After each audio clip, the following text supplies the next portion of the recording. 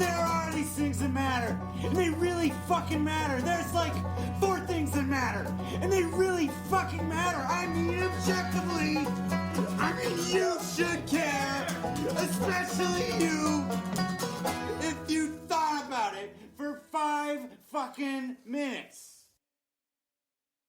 Welcome to episode 24 of the Out of Voices podcast. This is Keem and Esmé.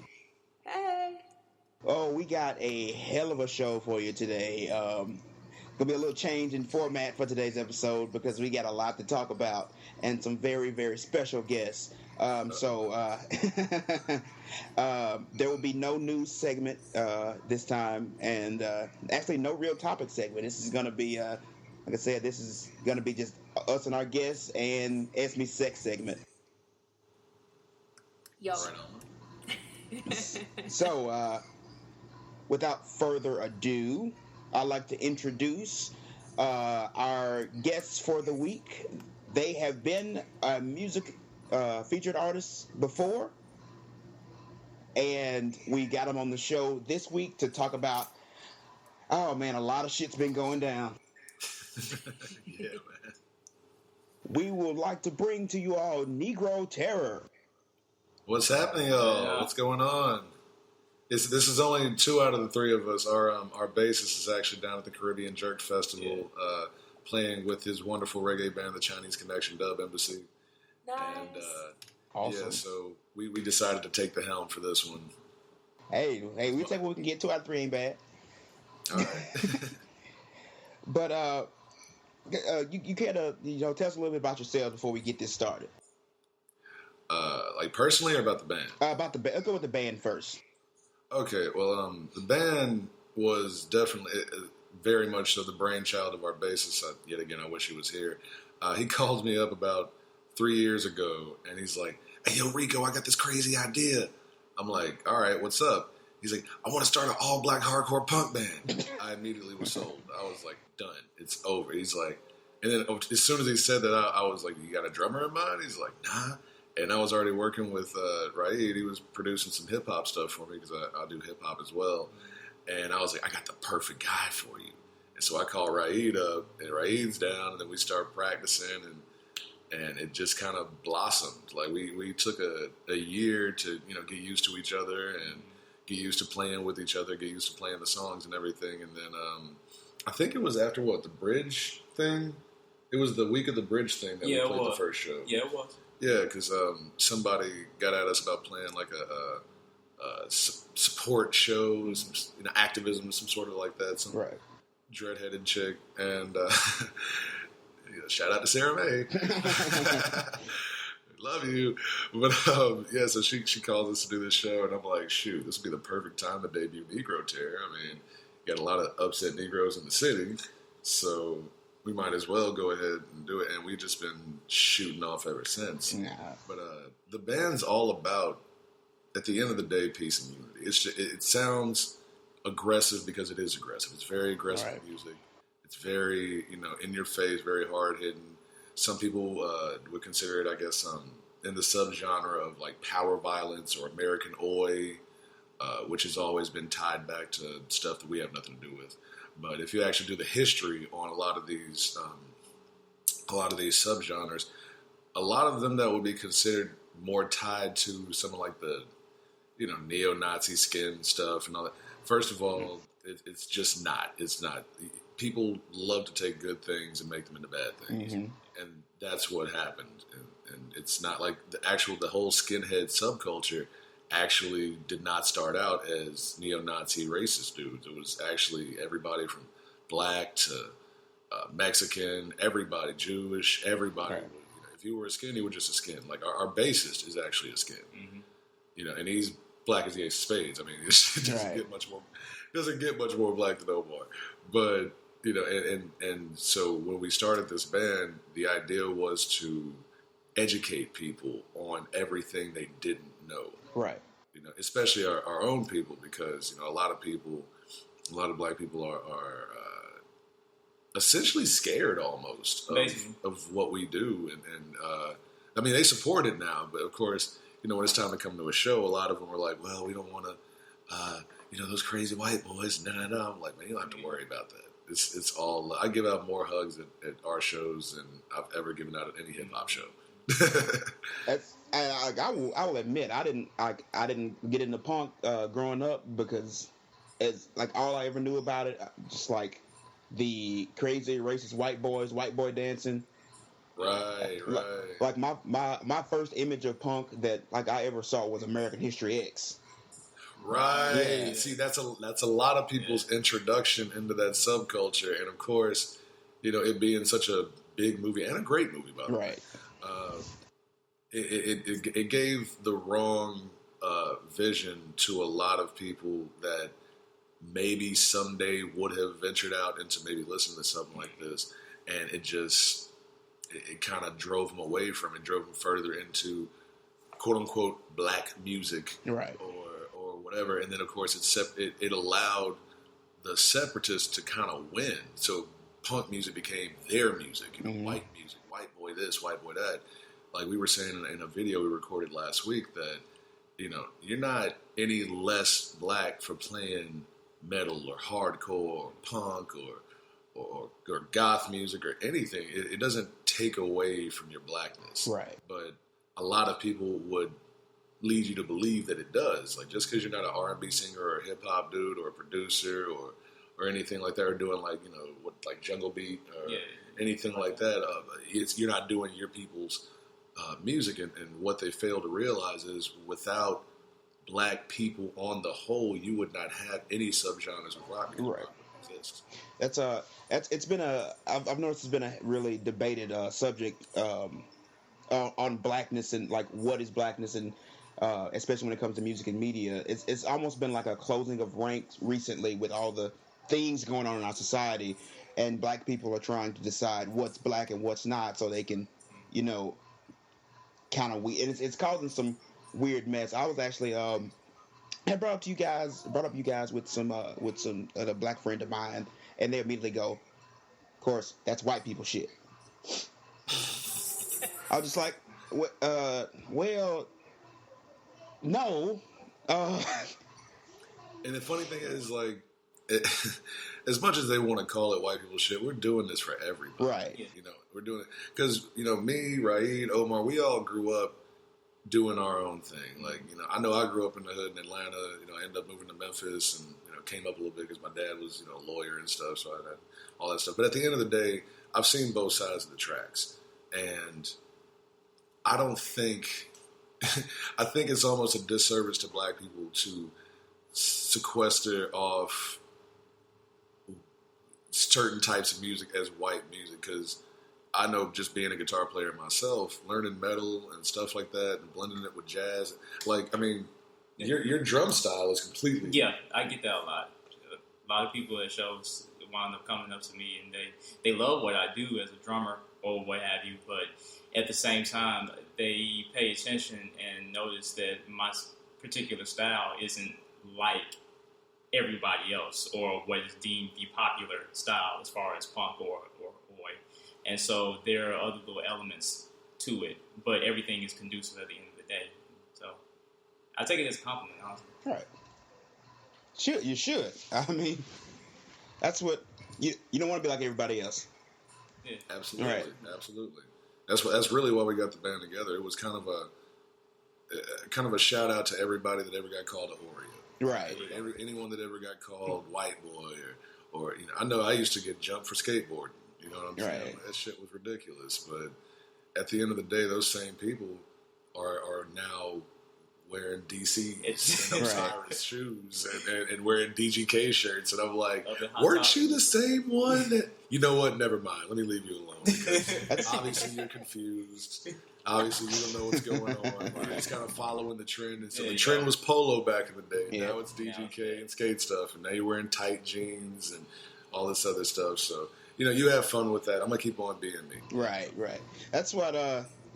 See, I found you guys in Afropunk, and that's one thing I really appreciate about Afropunk, because it's very much doing the same thing, just like giving the Oreos, give them a chance to, show that, hey, we black as hell too, and we still doing us. You know. Right. And let me say this: Oreos are fucking delicious. Yeah. Okay. So calling me an Oreo at this point is damn near a good thing. I don't give a shit anymore. All right. I'm 28 years old. Been putting up with it for too long. I don't really care anymore. I really don't. But I also, at the same time, I understand that I have to care because I don't want that mindset to continue. If you pass that mindset down, it's just like, racism with white people. Right. You can pass it down to your kids, and your kids will be sitting there thinking like they're in 1920 when it's 2017. Exactly. Like these people have been getting at us. Oh, you goofy looking nigger, you porch monkey, blah blah blah. It's like, wow, y'all ain't got nothing better to say. Like, hey, we've got some new stuff to say out here against black people. Like, it's not a good thing, but it's like, dude, at least update your slang. Right. Like, you've been using that shit for 100 years. Do something different. Right. Rocking. We turned nigga into a good thing in what, 1900s? Yeah. Like, You got something? you're late, bro. You're late. They're gonna start making shit up soon. Yeah, I've heard some pretty bad ones. Blue Gum is probably the most creative one I've heard my entire life. Okay. Whatever that means. Jungle Bunny is one of my favorites. That's That's an old one too, though. that is It an is. old one. That's a very old one. They tried to bring it back though. That's right up there with Porch Monkey. Yeah. Yeah, Good that's a God. throwback. Keem's going retro on this one. Retro slurs. That'll be the hipster racists right there. They'll be going throwback with their flannel shirts and tight jeans. Neo-Nazi with a man bun. Right. Oh my God. Oh, but Yeah. yeah. No, go ahead. But yeah, at the end of the day, this band, a lot of people have tried to mistake it for like Pan-African or pro-black or anything like that. And don't get us wrong, like we are very for our people because we have no choice. We can't rub this off. You already understand. I know you know. Right. You can't rub it off. You can't hide it. But at the same time, we're not anti-white. Like we've never been anti-white, never will be anti-white because it's just a dumbass thing to be. Right. I'm not even going to go into the depths of what we all are and how we're all mixed and blah, blah, blah, blah. At the end of the day, it's just a dumbass thing to be anti any race. Right. It's not smart. It's just, it's stupid. It's so, I don't even know what to say about it. It's like, for a perfect example, we're not big fans of these Hebrew Israelites. Oh yeah. Yeah, we're not big fans of them at all. We're not big fan the new Black Panther Party, honestly. Not big fans of them either. It's something that I just cannot. And I grew up around a lot of ex-Panthers, and I grew up around a lot of Pan-African people in Atlanta, and I used to always end up conflicted because it was like everything I did was quote unquote white, but it was what my mother was teaching me. Right. It was very black. So it's like, are we white? Like what's going on? No, we're not. We're just doing what I'm speaking correctly. I'm reading. Mm-hmm. Like, you know what I'm saying? And I know that And feeling. yes, we're reading more books than the autobiography of Malcolm X. Sorry. You know? That's oh my God. I was just thinking. I lost train of thought there. Shit. I would say I had a lot of similar experiences growing up, for really the same reasons.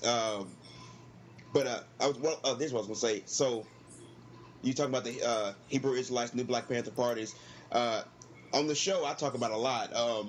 My war against the Hoteps. I love the Hoteps.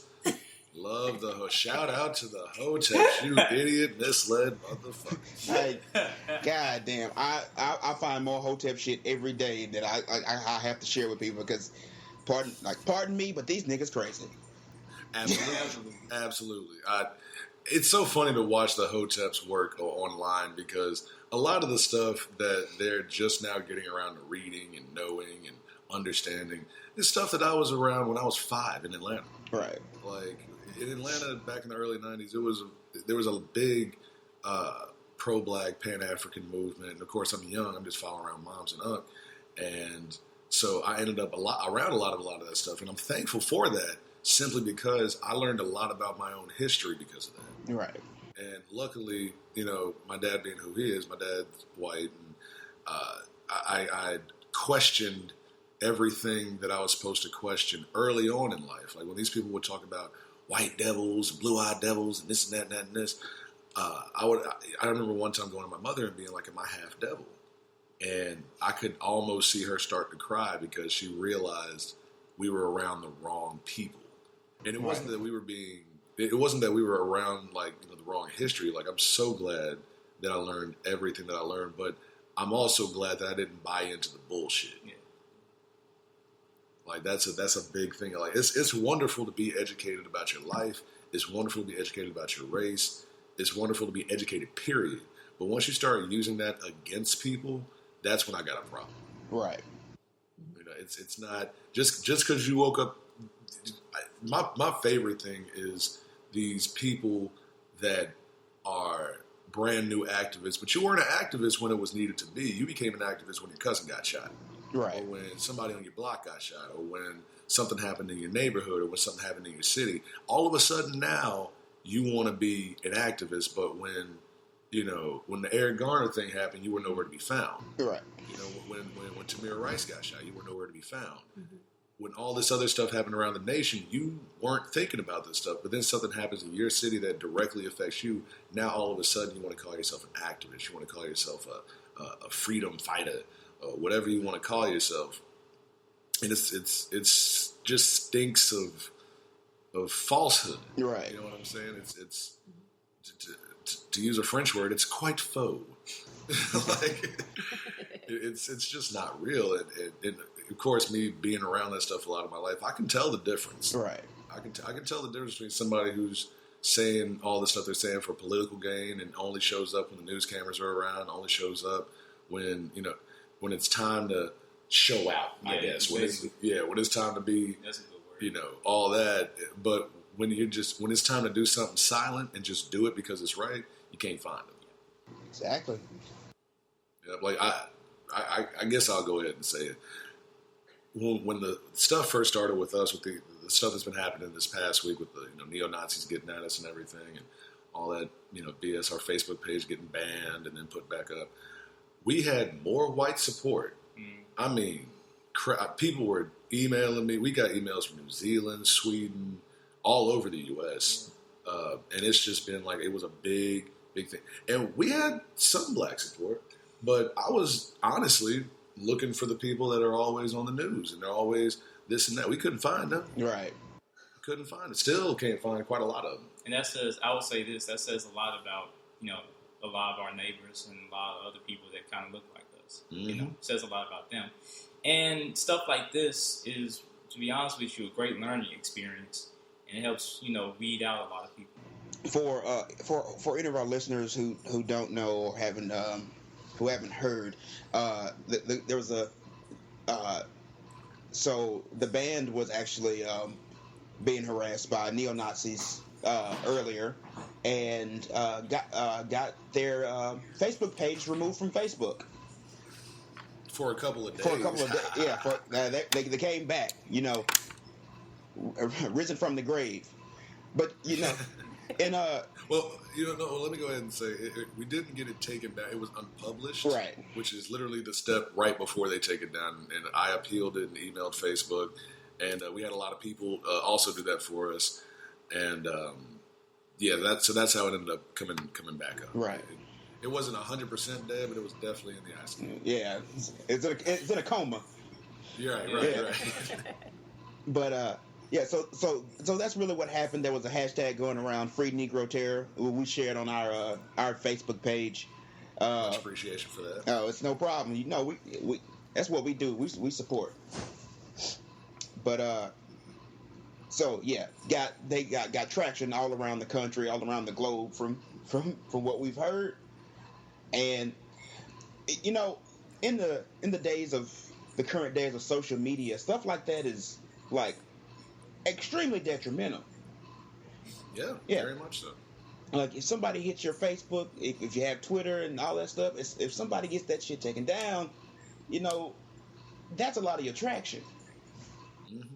But the funny thing about what happened with that was the Facebook page being taken down gave us a lot of traction. Right. Actually, because I'm always on Facebook. Like my bandmates, not so much, especially Omar. I guarantee you will never be able to find Omar on Facebook.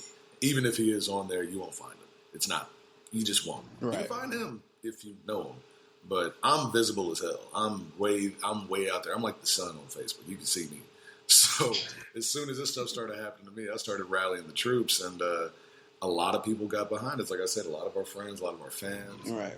They got behind us, started sharing the hashtag and everything. And I honestly think it was because of a lot of them our page got put back up. Mm-hmm. And thank you to everyone that did, everyone that shared it, everyone that supported us in that. Thank you very much, because we're not a hate group. We don't spread hate speech. We detest hate speech. We don't get down like that. That's just not how we live, and it never will be. When I heard about what's going on, this reminded me. I think it was last week before last. There was a report that had come out about Facebook's guidelines and policies, and how the report said, because I don't know how true it is, but it was getting around, and it was from some reputable news sources, that Facebook's guidelines, and the people over them were actually being told to, protect, let's just say, certain people. And it just amazed me, like right after that report came out, what happened to you guys happened. I was just like, well, damn, I mean, I was talking to a couple of people just that I know online as well, that I know in the real world as well. But I was just talking about it. Actually, my homeboy Ash Leon, Memphis. Actually, I could just say a United States rapper. That man's never in the same city at the same. That man bounces the city so many damn times a day. But he was getting at me, and I told him what happened, and he's like, "Man, I'm tired of this, man. It's so hard to be angry and black on Facebook without getting your shit taken." Exactly. Like, as soon as you get a little too angry, as soon as you say something that might be misconstrued as hate speech or as something that would be, bigoted or prejudiced or anything like that, all of a sudden you got to snatch it down. It's a wild Negro alert goes out, and they just right. But no one puts out that alert for the child molesters. No one puts out that alert for the neo-Nazis. Right. No one puts out that alert for all these people that, let's just be real with it. No offense to cops. Let me go ahead and say this right now, because I got friends that are in the Memphis Police Force, and I love those guys. But a lot of these racists, a lot of these blatant, quote-unquote, alt-right people are hiding behind Blue Lives Matter. Right. And we see you. It's very obvious. Like, they show their colors every time something happens to a cop. And I don't believe in killing cops, shooting cops, anything like that, because cops have a hard job. Right. They have a very hard job. Like, you got to protect like an entire just quarter or whatever of the city. Like, I don't know how they get down as far as splitting it up, but it's a lot to do. And though we do have a lot of bad apples in the police department all over the country, you can't judge the entire police force off of those bad apples, even if they are the ones in the higher commission, whatever. Because at the same time, if you replace the word cop with black, or replace the word cop with white, you just sound like an ass. Right. All cops do this. All black people do this. Now you sound like the enemy. Right. And people don't want to understand that stuff, because I guess we have a lot of people that are bitter, and all of a sudden now they want to do what was done to them. And it's like, that's not how to do it. That's not how you heal. Right. That's not how you heal as a nation. That's not how you heal as a people. It's not how you do it. But that's just what, like, I can't stand a lot of these people talking about we need a black nation, a black military, a black Air Force, a black-owned everything, just black. It's like, okay, so you want to literally put us before Jim Crow. Right. Like, that's what it sounds like to me. But we're going to control it. You do realize it's not going to happen, right? They're not going to. That's a lot of power to hand over to somebody, and the U.S. government, or any government in any country for that matter, will not do that. It's not going to happen. There's an analogy I always like to use. Slaves often reproduce the thoughts of the slave masters. So even when you're free, you end up doing the same things. Absolutely. Yep. It's not it's not conducive to what we're trying to get down on, man. It's the opposite, and they don't realize it, and it's because a lot of them are misled. Right. Misled. Like I'm not going to completely just dump on everybody that says this stuff, because a lot of them are bitter, a lot of them are angry, a lot of them went through stuff in their life, and it affected them in a way to make them go, okay, all these white people are like this. And it's just not true. They haven't had enough experience outside of their own communities to go, oh, okay, maybe it's not all white people. It's similar to like gangbangers in California. Like, you right there on the Pacific coast, but you never seen the Pacific Ocean. Right. And I think that's what it is with a lot of them. Like, you've been in a city. There's white people in the city now. Because let's face it, there's not any all black cities in America. It doesn't. You got all black neighborhoods maybe, and even then, it's some white folks peppered in there. So you can't. It doesn't work like that. And so since they haven't had enough experience with dealing with different types of people, they just go ahead and generalize them the same way your racist white people would. Right. The ones that I'd say younger racist white people, simply because they were taught that.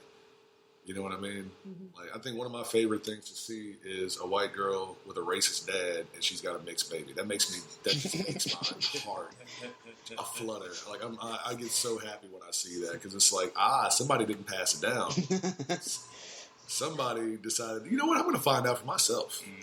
And of course, that just because you have a mixed baby doesn't mean that you're not racist. Right. Yeah, we see some of y'all. I mean, I think the homie, what was it, Logic? Yeah. Logic's mother. Yeah. You know, that whole deal. So, shout out to Logic, by the way. Yeah. And, big fan. Yeah. Right. But it's just hilarious how a lot of these younger racists and these quote unquote alt-right people, they find themselves doing the exact same thing that a lot of the broke people in the hood do. And it's because they just don't know. They've never had the experience. Right. Or the couple of experiences that they've had were bad experiences. Like, just, I don't know, maybe you got robbed one time, and it just happened to be a black dude that robbed you. Right. Now all black people are robbers, or your girlfriend got scooped up by a black guy at a party, so now in your head all black guys are rapists. Like, no, your girlfriend just left because you had a bullshit girlfriend. Right. Like, if anything, you should be judging white girls now instead of judging the guy that picked her up. I got a friend right now whose younger brother. He got beat up by some black dudes one time. Now, hates all black people. One time. Actually, I have my brother, whose name I will leave out of this, because we have different mothers, but he's mixed as well. He's a little more fair-skinned than I am, but he has the same kind of complex to where, because he got messed with in the 70s and 80s, because he's much older than I am, because he got messed with in the 70s and 80s by black people, and he got made fun of and all this other stuff. Now, he wants no part of it. Right. And it's really unfortunate because he's a teacher. Ooh. And it's like, yeah, I know, right? He's a teacher. And I'm like, I remember I was riding with him my senior year of high school. And I remember him telling me, when I got out of high school, hey, man, maybe you need to, get up north, somewhere like Minnesota, get around some nice progressive white people. And I just looked at him and I was like, you do realize your mother, sister, and brother are black as hell. Like, we can't hide it. Like, he's got the whole Harold Ford Jr. mix thing going on. I don't. Right. I know, I can't. He does his best to pass, and he does. And it is what it is. I love him regardless. That's still my brother. Right. But, he's got his own demons and issues to deal with, and I'm not going to be any part of it. Got you. It's crazy how that kind of stuff on both sides is really encouraged. Keeping people as separate as possible. Mm-hmm. And it's just crazy to me how even after all this time, we're in a world that's more connected than ever before. Like, back in the day, you wouldn't have any You can have one bad experience with a black person or a white person and go, you know, all of them are bad. But we're in the internet age. Everybody's connected. Right. Like, you can get to somebody like that. Yeah. Like, your experiences, one experience, though as bad as it may be, doesn't have to completely alter and guide your outlook for the rest of your life. No, not at all. And it shouldn't. That's a very ignorant way of living if you're going to let one thing that happened in your life dictate the way you're going to live the rest of your life. Because Right. that's a moment in life, and life is a series of moments. Yeah. So...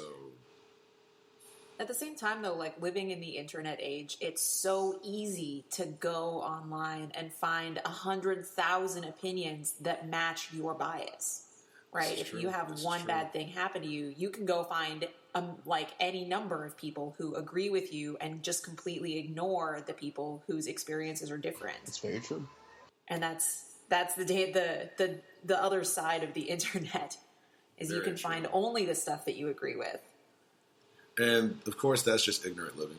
It's akin to before the internet age when you would just read the books you wanted to. All right. You didn't read everything. You just read the books that everyone told you to read. Like, Yeah.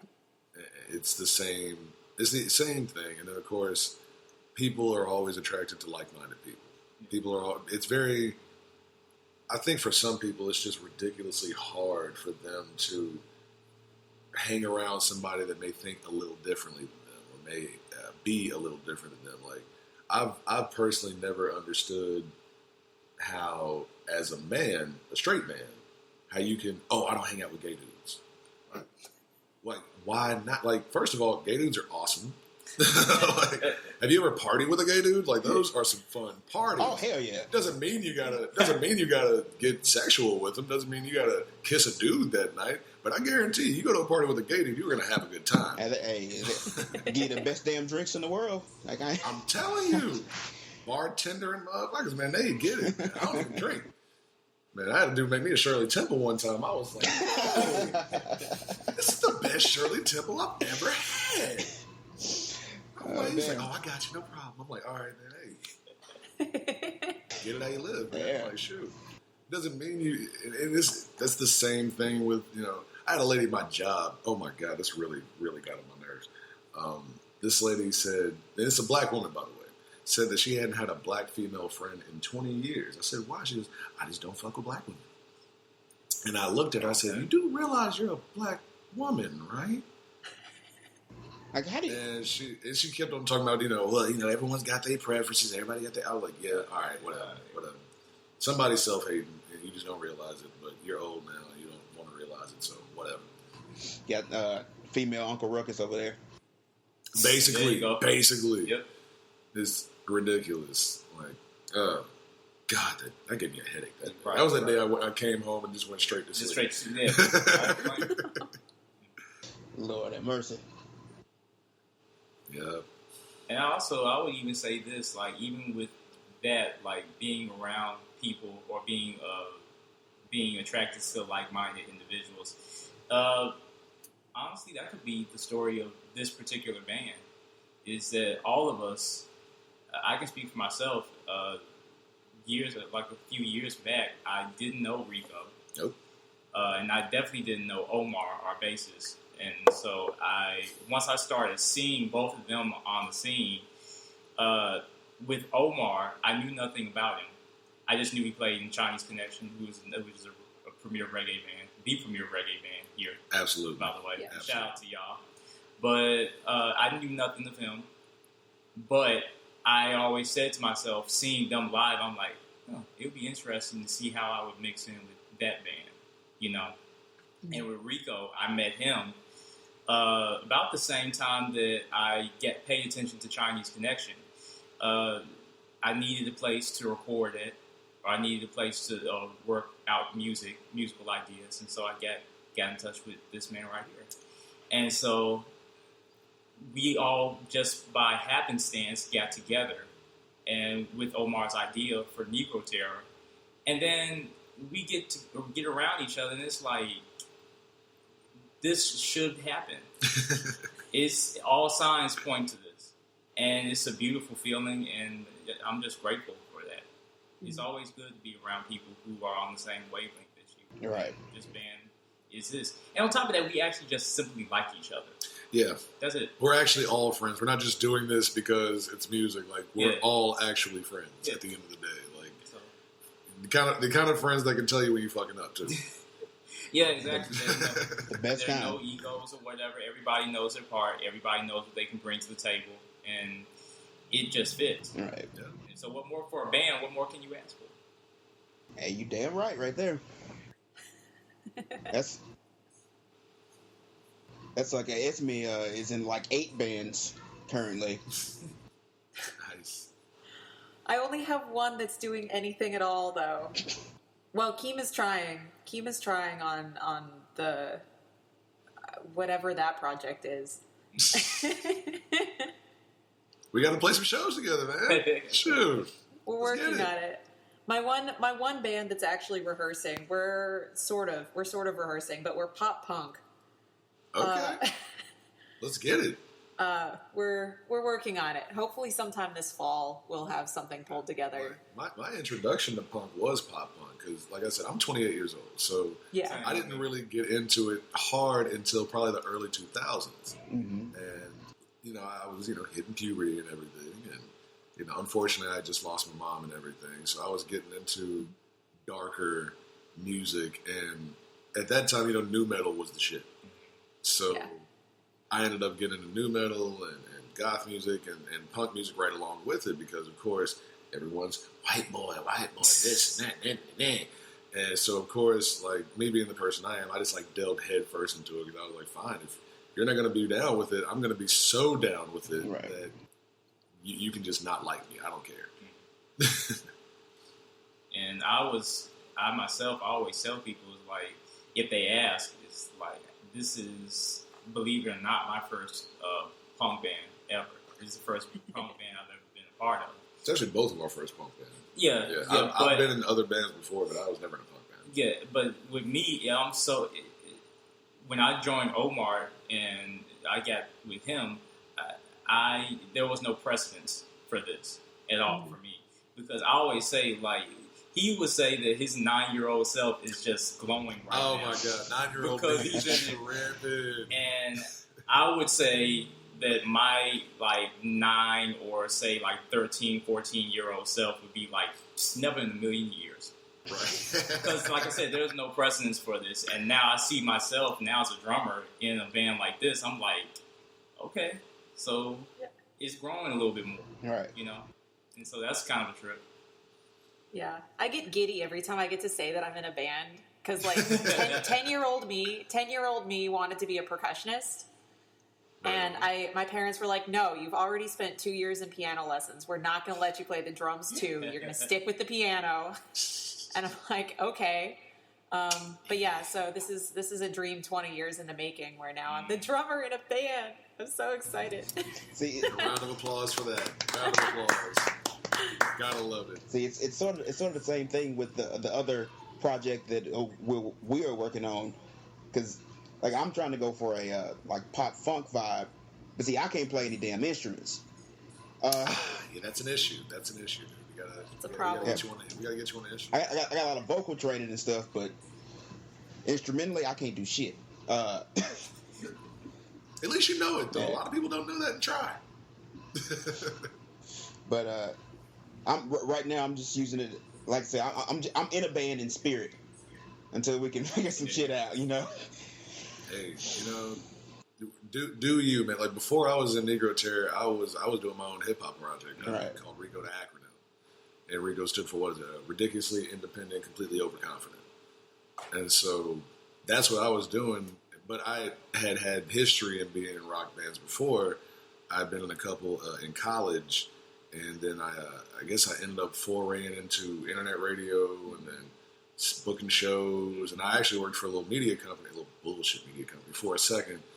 And just getting into this, it also allowed me to see that there's more versatile people around me. And I already knew Omar was, because me and Omar used to play at the same place back in the day called the Rally Point. And I had seen him do everything from, metal to ska to I mean, the man's a virtuoso at the end of the day. Like, as far as the bass is concerned, he is. I wish he was here to explain this to you, but we're going to speak for him because he's not here because he's yet again doing his thing, and we love it.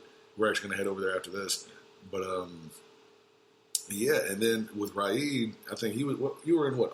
Were you even on and on? You weren't in on and on. No, I wasn't. It was what was the other project with the dudes?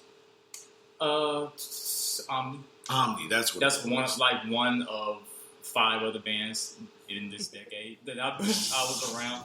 That's the thing. I've been in a lot of bands ever since I got started. I've been in a lot of bands here locally. Some were more promising than others.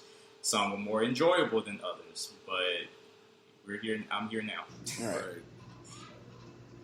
So we've talked about both music and a little bit about like activism. Would you guys care to talk about a little bit how your music works with your message, what you're trying to get out there? Because we've talked about it a little bit, but I wonder if y'all would like to go into a little more. Okay. I mean, it's only so far you can go. I mean, Right. really, at the end of the day, it's all about peace and unity. Right. It's all about bringing people together, and it's bringing people together, by any means necessary. You got to bring.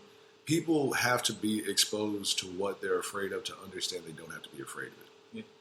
Yeah. Like, that's what it is. And another thing, a big part of why we actually became a band, and Omar can attest to this, was that we wanted people in the hardcore punk scene that thought that it was like a safe haven for white people. Right.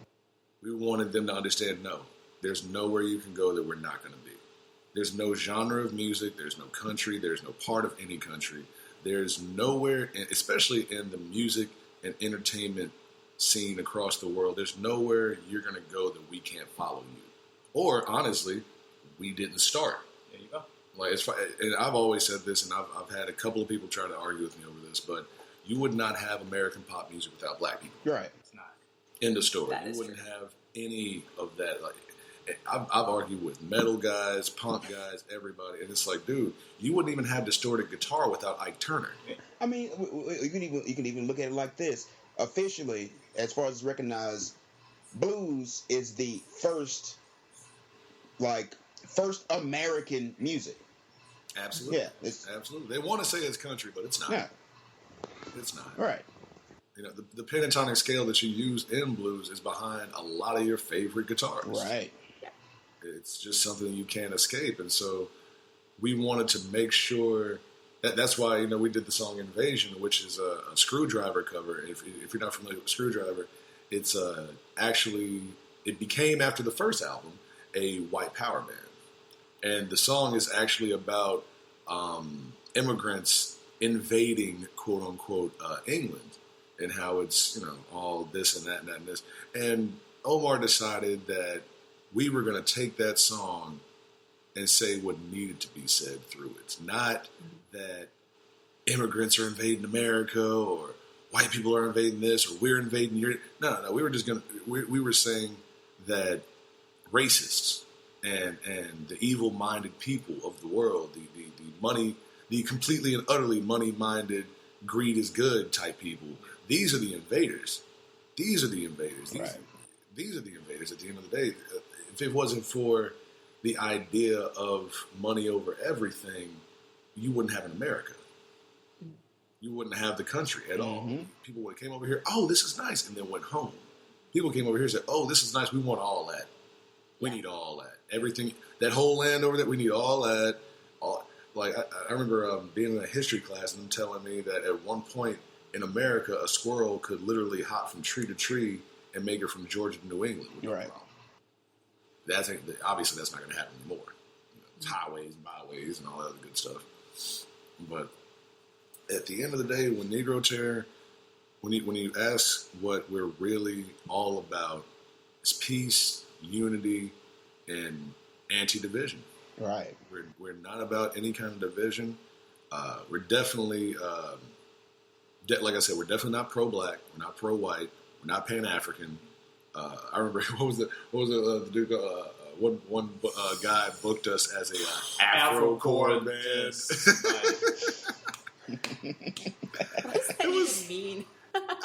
think he really didn't know how we were getting there, because that was before we had like videos up and actual EP and stuff. And so I don't think he actually really knew what to call us, and he just saw the word Negro Terror and was like, okay. And I guess maybe he had heard of like Afropunk, and I guess he was just like, okay, they're hardcore, they're Afro, and okay, we'll go with that. Like, I know the first couple of shows, people will come up to it and be like, hey, you're in The Terror, right? They didn't want to say the whole thing. I'm like, you can say Negro Like, Terror. It's go ahead. okay. It's okay. Like, Negro is not, this has been something on our show that I've been doing. I've been saying Negro on the show, and it's like I'm reclaiming it. Might as well. Might as well. Like Negro. Personally, one of my favorite words in the American language, in the English language, I don't know why I said American, Lord Jesus. In the English language, the two word, nigga is one of the words I use a lot. And I use it for everybody.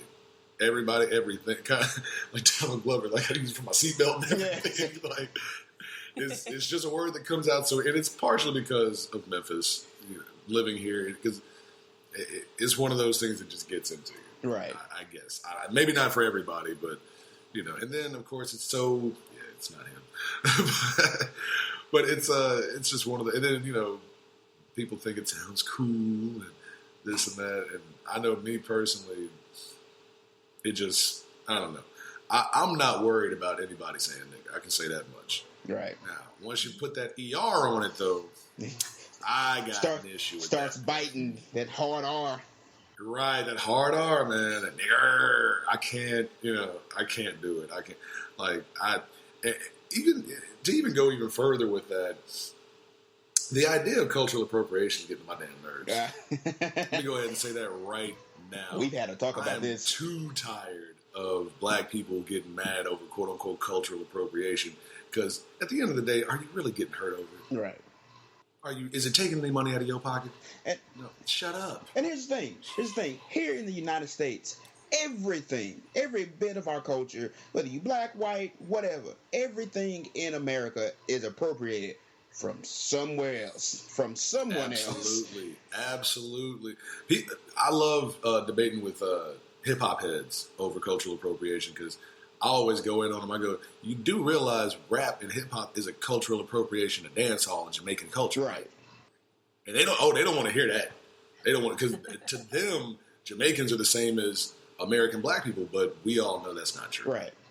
We all know that's not true. Like, if we just want to be real about it, when you see African families immigrate here, or island families immigrate here, their communities are a lot closer. Right. They're a lot closer. They're very family oriented. If one of them gets a business, they all work there. You know what I'm saying? Very similar to the Chinese and the Asians that come over, and how the Jews, when they came over in the early part of the 1900s, and definitely Mexicans. Right. Shout out to my Latinos, man. What's up, essays? What's going on? Because y'all get it in. Mm-hmm. And then they look at us like, they've been here for a long time. What's wrong with these folks? I mean, But of course, that has a lot to do with systemic Right. racism and the way they, train our brains in school and all that. It's a long story with that. Right. It's like the thing with appropriation. I got to go back to the hoteps. Got you. Gotta love them. Everything always comes back to the hotel. I'm sorry. I'm sorry. I'm confronted by them every day. It happens. But bust up with their Egyptian headgear, and then in the same sentence want to talk about how much they hate appropriation. You're not from Egypt.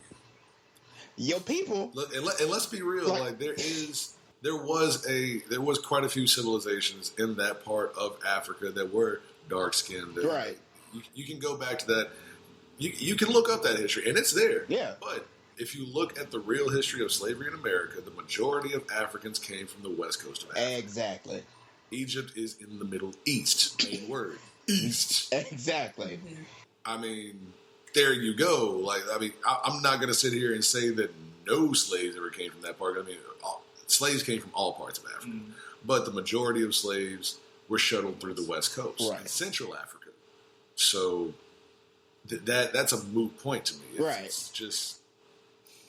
It's what I think it is a whole bunch of people reaching for an identity. Exactly. They really, really want an identity because apparently being black and American is shitty. Apparently. So they got to reach for something more to, I guess, kind of build their own self-esteem, you know? Yeah, but that's a major part of it, but it's like they don't go about it the Right. Absolutely not. Absolutely. They don't find any dignity in being black Americans. They find dignity in something that was lost in a slave ship. Absolutely. It reminds me of a. You ever seen the show Atlanta? Yeah. Absolutely. Love so shout out to Donald. Right. Yes, indeed. Right. What's up, Donald Glover? Donald Glover's my hero. I ain't even gonna lie. Where's season 2? We need season 2. We need season 2. Somebody send the show to Donald Glover, please. Please. But one of the scenes that stuck with me, he goes to a party with his baby mama on the show. Love this episode. And it's like, I think it's her stepdad or something. And he sits him down. It's a white guy, and he's going all this African stuff about how the character needs to be like in touch with his culture.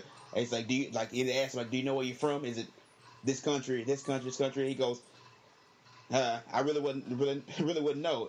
There was this thing called slavery, and that kind of all just got wiped off the board. Very much so. Very much so. And even, I think the even funnier part about these hotels is that a lot of them aren't ready to do what's necessary. Right. Like what they quote unquote say they're ready for, they're not, because none of these people are ready to get jailed. None of these people are ready to, even to go this far, die for what they believe in. Like we had a whole generation of people like that. Mm-hmm. Of course, that generation got either killed or poisoned, right, or exiled. And now it's it's a mixture of the Black American culture, the popular Black American culture. Mm-hmm. To cite that McDonald's commercial, she's woke this morning. Like, really? Like, oh, yeah, you already know what I'm talking about. Oh, damn it. Y'all can beep out McDonald's, too. I don't need them suing me neither. but yeah, because it's they've turned that into a marketing scheme. Mm-hmm. Like, being an educated Black person now is a marketing scheme. Right. Being a successful Black person now is a marketing scheme. They put it in your face to sell you something that if you don't do the work for it, you'll never attain. Right. Like, yeah, you can be a successful Black person. It takes hard work. It takes a lot of hard work. It takes a lot of shit taken. Mm-hmm. Stuff that I'm very not interested in doing. And in all honesty, it really doesn't take a lot of shit taken. I take that back, actually.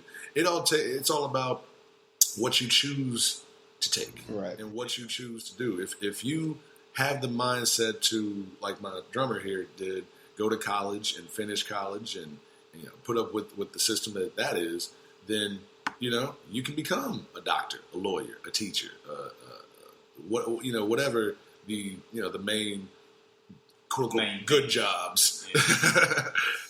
You can do that if you're like me that couldn't put up with it and already had a dream of wanting to be a musician, of wanting to be a successful musician. Then you cross over into the integrity file. And it's like, okay, so what will your musical integrity allow you to do? Right. Will it allow you to be somebody completely unlike who you really are in real life? Will it allow you to sell out because somebody offers you a certain amount of money to do something you don't agree with? Or are you going to take the lumps? Are you going to go through all the BS it is being a musician and being an entertainer and standing by your beliefs and just roll with it? And hopefully one day, somebody hears you right. And then if they don't, you can at least say you tried. Mm-hmm. That's really why I got into music, period. I went to college because I was trained to think, going to college is how it's how you succeeded in the world. But it's like I was gonna be a teacher, and my education professor talked me out of it. And he was like, "You're gonna make a great teacher one day." I said, "Really, man? That's really good to hear from you." He goes, "Only one problem." I said, "What?" He said, "They're gonna fire you." They're going to fire you immediately because you really want to teach these kids. You want to really teach. You want to really affect these children, and they are not going to put up with that. Mm-hmm. And so next year, I dropped out. Oh, that reminds me of something my mama used to say. Because I've always been into activism and all that stuff, and so I always wanted to go to law school, like since I was a kid. And my mom goes, I always tell me that you're gonna be a real good lawyer. They gonna kill your ass, but you gonna be a good lawyer. Like, I can definitely attest to that. My father actually was a civil rights attorney in Memphis. oh, White dude, Richard B. Fields, rest in peace. And he went through a lot of bullshit, mm-hmm. especially being a white man that loved black women. On top of that, like, oh man, he and I saw him have to take a lot of shit, right. And it eventually, being Memphis, Tennessee, it did work out for me. He did get to be, ridiculously successful for a long time. And then as soon as he did one mistake, which I will not mention, but as soon as he made one little mistake, all these people that were behind him, mostly white, just left his side. And all of a sudden he became a racist white dude out of nowhere. And the fall from grace was not cute. It was not, it was depressing, in all honesty, to watch. And I can only imagine what it felt like for him to go through. But I saw how quickly people will leave your side, even if you're doing the right thing. Right. Doing the right thing usually leaves you pretty alone. I know that, which is very sad. Right. I know that's true. Let's see. Sorry. Dead air. Man. So we're running about an hour here. Is there anything else y'all wanted to, say while we got you on the hook? I'll let you go first. Well, thank y'all for having us. One, we really looking forward to this interview, and honestly, we're just gonna keep on going.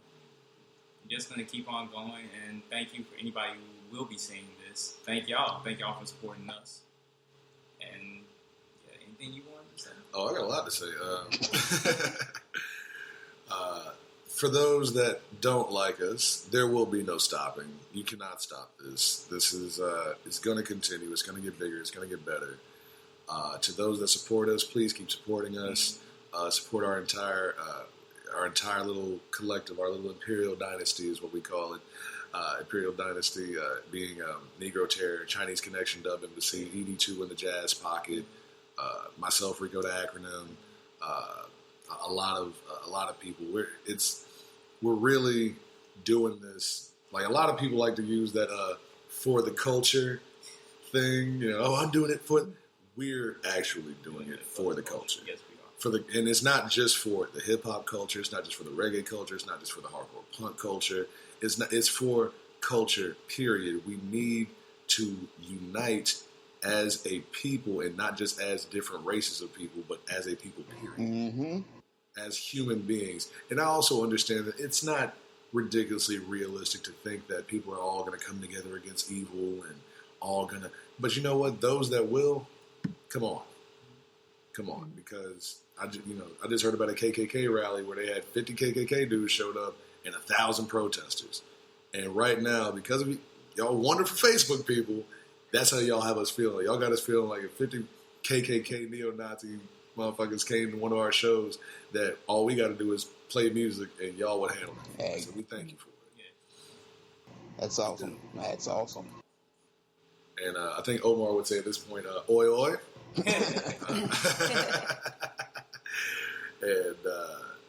And just please keep supporting, keep up with us. After September, we'll hopefully be able to get around to some more cities around the South and around the country. Lord knows, I've been invited to everywhere. I'm talking about Salt Lake City, and, places I never thought I'd end up playing. So we're all excited about that. And please come out to shows. We got We got some shirts on the way. We actually have a Dizzy Jam site already up. Bluff City Crew Apparel. Nice. That's our little community organization, Bluff City Crew, all day. And let's see what else.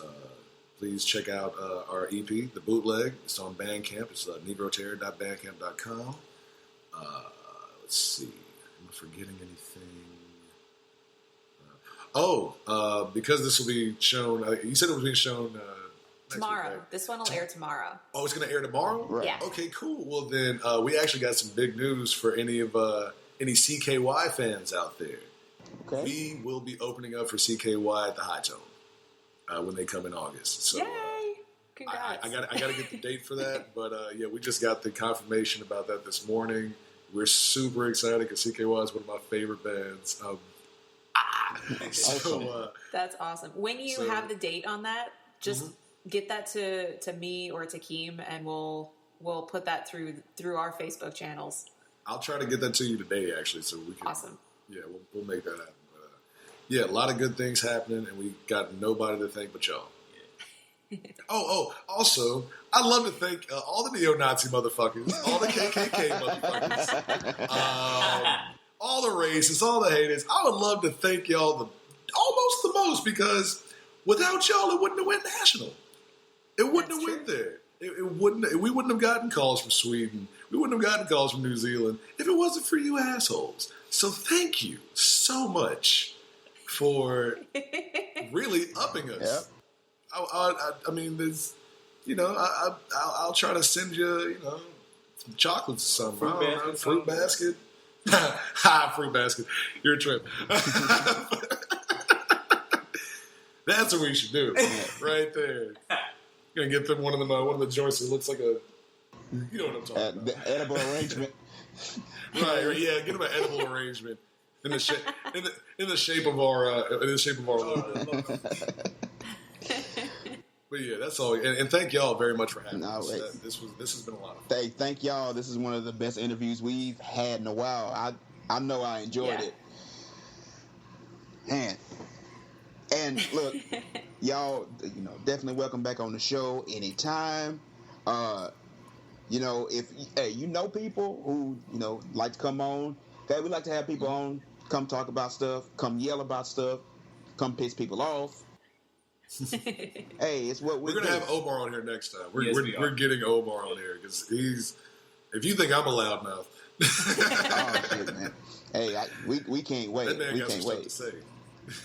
Hey, also, y'all know some musicians who want to, get their music out there. Hey, we plug them. We love getting people's music out there. And, hey, we're music lovers. And you guys got me more into punk than I've ever been. So. And that's what we do it for right there. Thank you. That's exactly why we do this. So we have no intentions of stopping anytime soon. Hey, that's what I need to hear. So I guess I guess with that, since this is the end, we're gonna have links up in the description for our listeners to get what they need, get more Negro Terror. And so with that, we're gonna move on to the sex segment.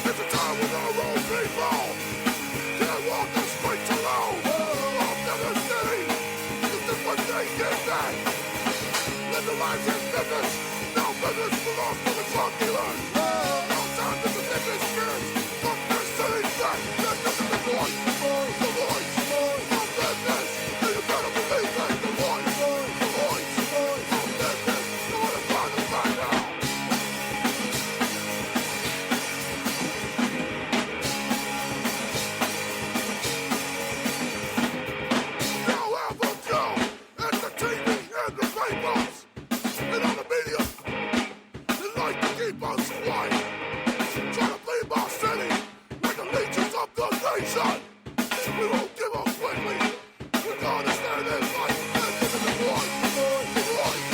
On that bitch, and you better believe that the right. On that bitch, you wanna try to black out the right. On that bitch, and you better believe that the right. On that bitch, come on, let's go right now. Fucking drug dealer scum.